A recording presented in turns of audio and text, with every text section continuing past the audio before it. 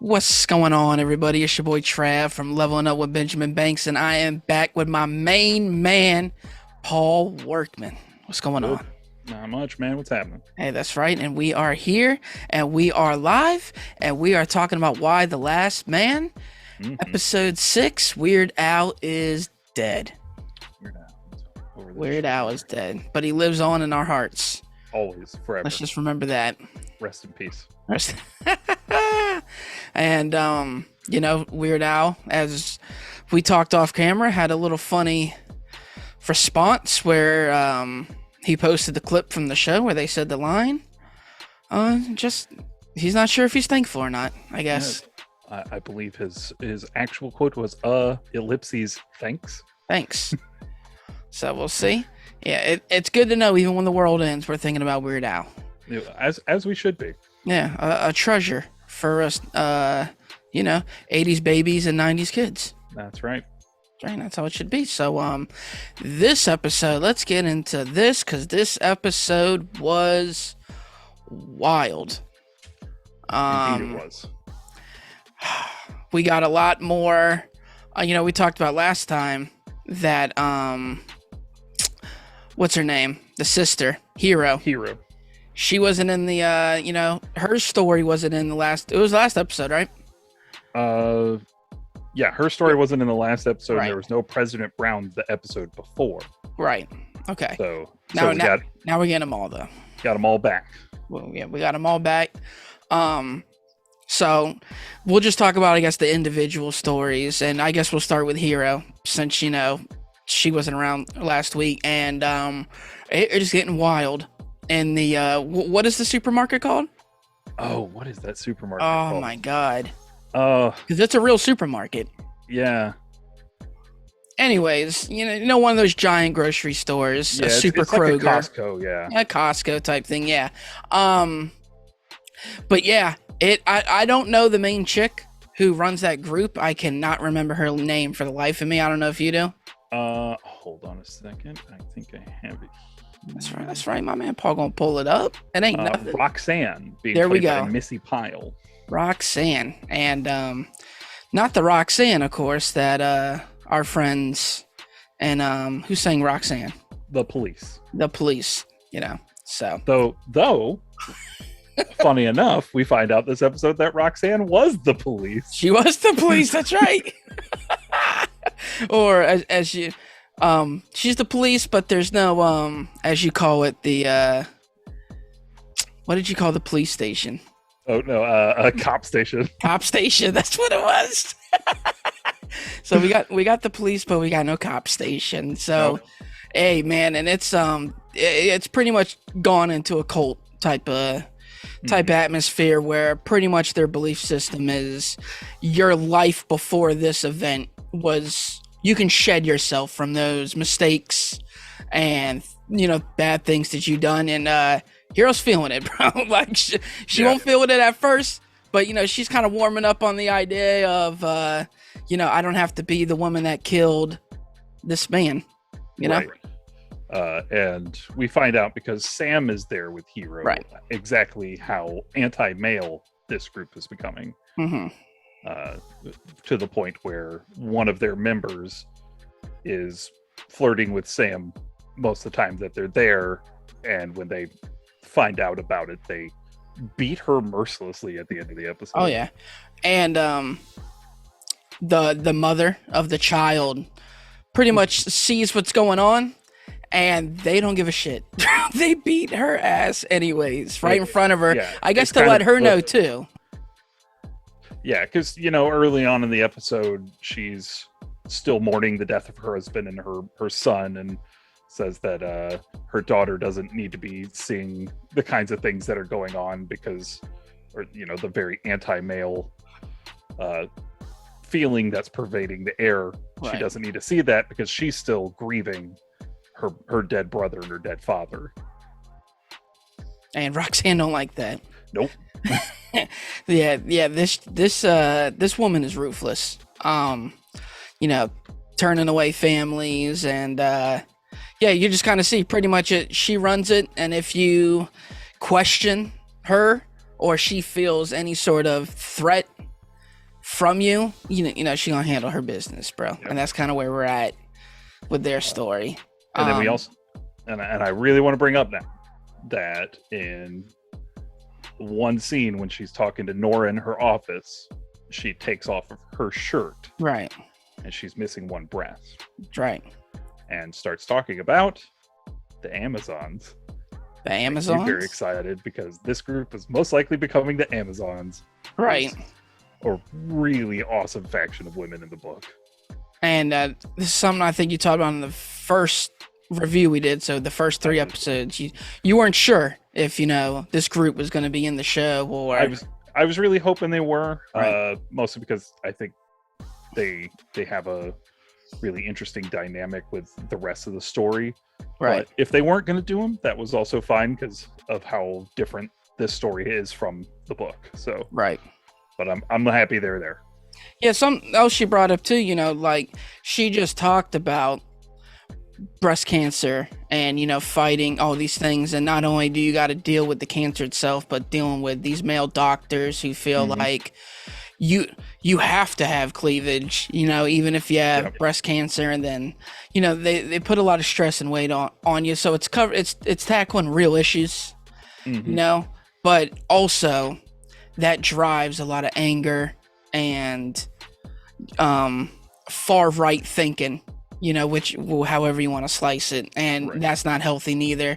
So it gets real interesting, you know, the dynamics that they're bringing in, dude. Right.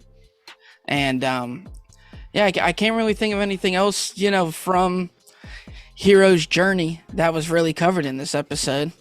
Yeah. Yeah, she seems to be getting more in bed with the Amazons, and I'm curious what's going to happen with Sam at this point, because that's going to become a point of contention, I'm sure. Roxanne's just going to keep being wild as all hell, so that's going to be awesome. Yeah, and I'm curious what's going to go on with Nora now that she seems to, like, when they did that, what they called the funeral. Right, yeah, the funeral, that's what it was called. Threw all the dirt on the one girl and she rebirthed herself as Athena. Nora came in and started throwing dirt on her too. So I'm curious if she's going to start getting a little more entrenched with them. Or if she's just kind of using them to save her skin until something else comes along. Yeah, who knows? And that's the cool thing about this show. Is it can go either way. So if you kind of want to take it away on what's going on at the White House situation. All right, so now Regina, who is the woman, I couldn't remember her name last week, who was supposed to be the president, but was off in a foreign country when everything went down, seems to be maybe trying some power plays. I think this story out of the 3 was kind of the most sparse, because we get a little interaction with her and Amber Tamblin's character, Kimberly, where they're talking about how the only time they ever mention the men around the White House is when they're in the shrine room, right? And how Kimberly tells Regina that she should be a feminist icon. She said, well, feminism's only for liberals. So that was a very interesting statement that I know they're just playing off the politics of the time. For sure. And yeah, so essentially she just kind of gets up in President Brown's face and,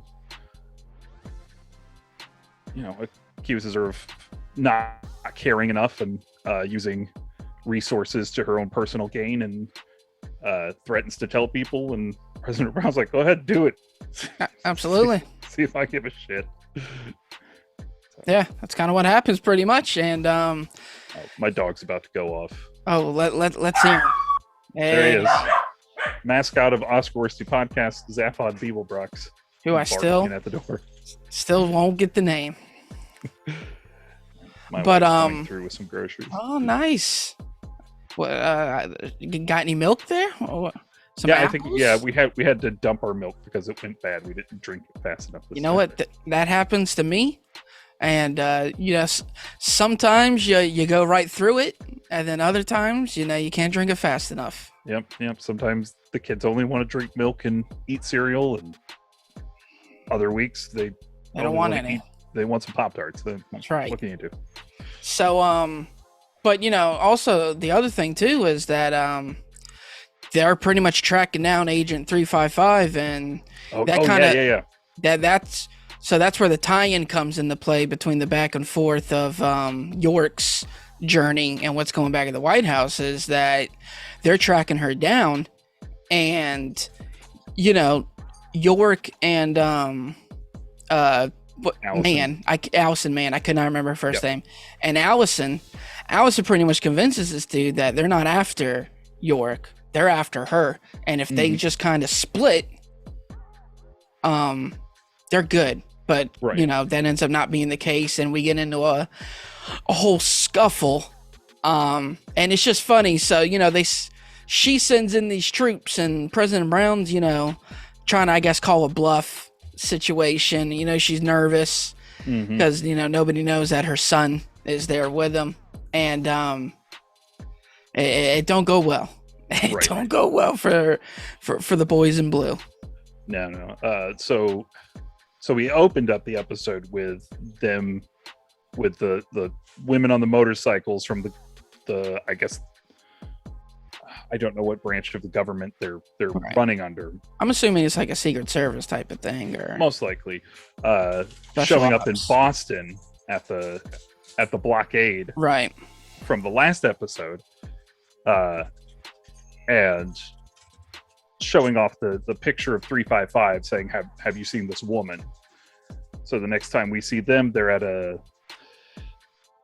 candlelight vigil for all the men, all the great men that have passed, singing Radiohead songs, which I find a very, very mixed message, because when we talk about great men and Radiohead, I don't see those two things going together, Zach. And as if Zach will watch this. He probably won't. I'll let him know. Yeah, well. I really do like the acapella version of Karma Police that they're singing. Right. So that was kind of cool.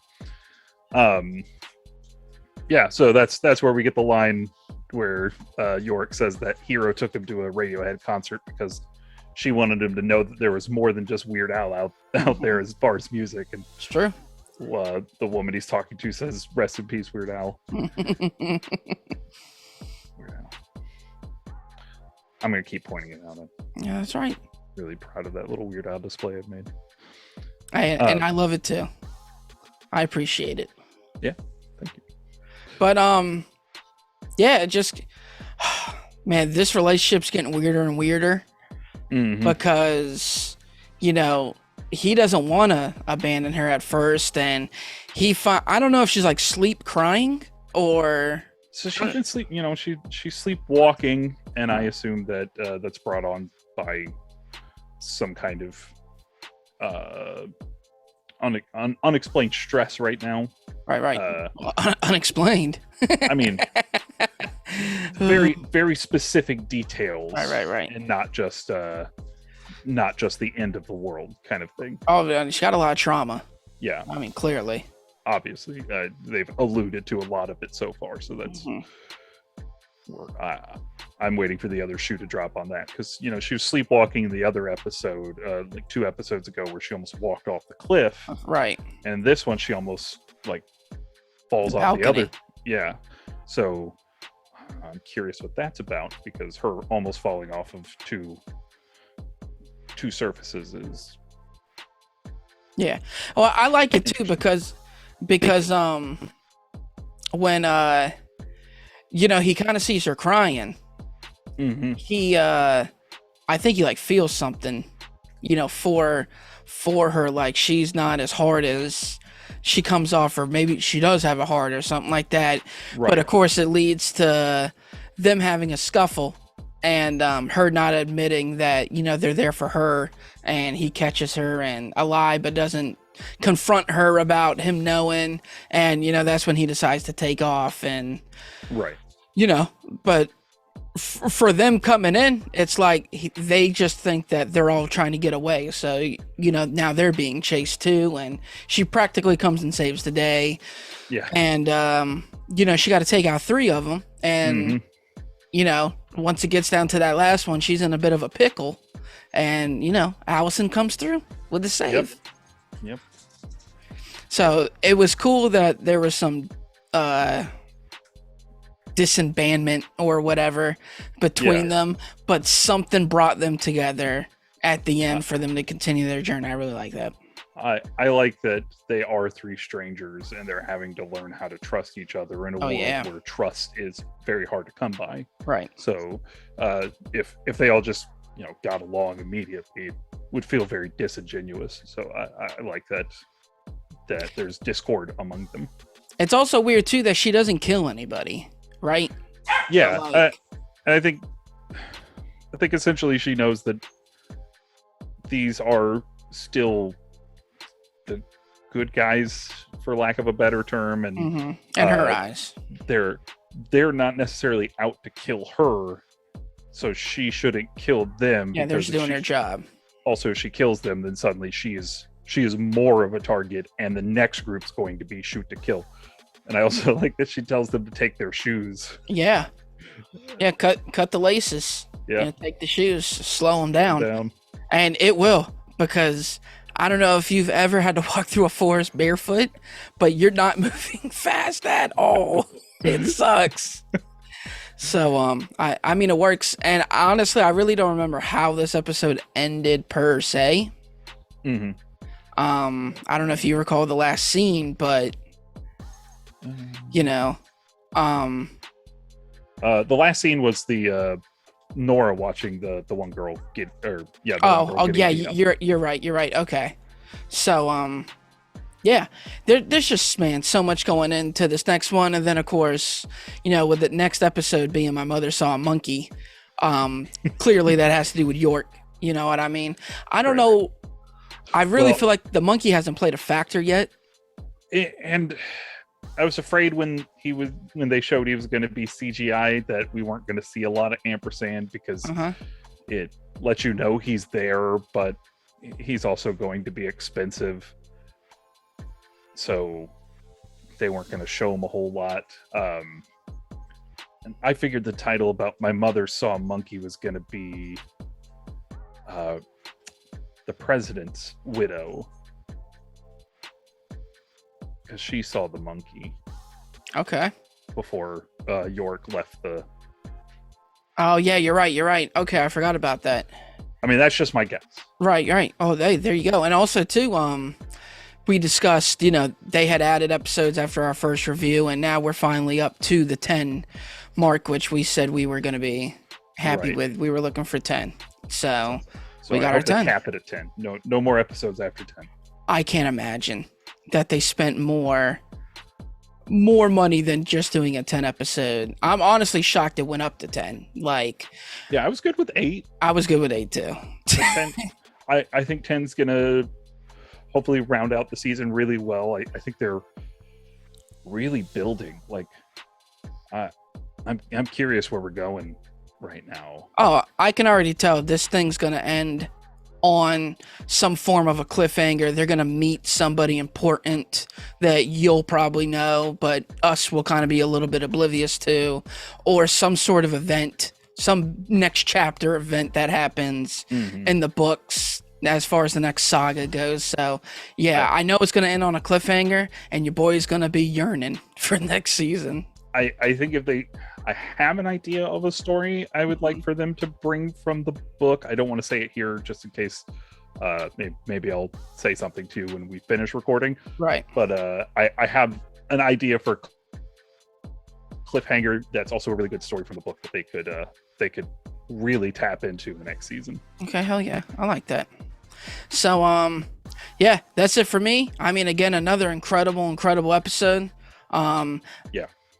It was a little bit more wild than last week, but I didn't enjoy it more than last week. So I'm going to give it a good 8 out of 10.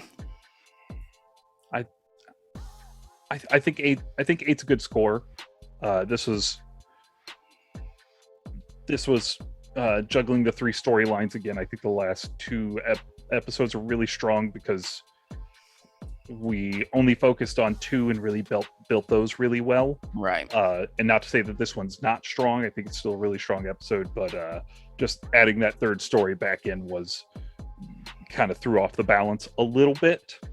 But I think if we continue with the three stories, the balance is gonna feel just fine. Right. Yeah, and especially since for this episode they had to include the White House thing because it plays into the York situation. So, yeah. But so far I don't feel like there's an episode wasted here, and that's with a limited series. You never want to feel like that, and so I'm really glad that that's not the case. Right. So, hey, that's it for us. Paul, let them know, where they gonna find my man at.